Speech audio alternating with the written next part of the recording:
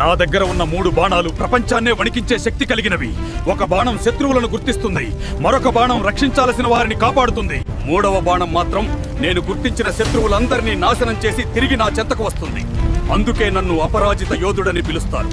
అసలు నేనెవరంటే పాండవుల్లో మహాబలశాలైన భీముడి మనవడిని, రాక్షస వీరుడు ఘటోత్కచుని కుమారుడిని. నా తల్లి మౌర్వికి నేను ఒక ప్రతిజ్ఞ చేశాను. కురుక్షేత్ర యుద్ధానికి బయలుదేరినప్పుడు బలహీనుల వైపే యుద్ధం చేస్తానని.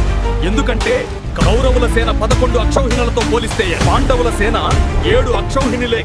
కానీ నా శక్తి ఎంత భయంకరమో శ్రీకృష్ణుడు గ్రహించాడు.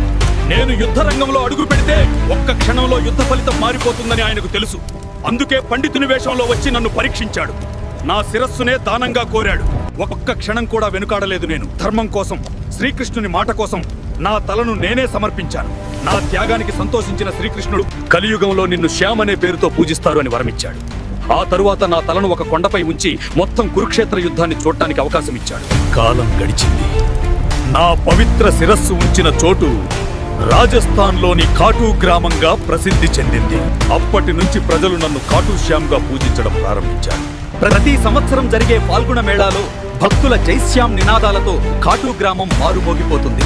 త్యాగానికి ప్రతీకగా, భక్తికి నిలువెత్తు రూపంగా. ఇదంతా శ్రీకృష్ణుని దివ్యలీల.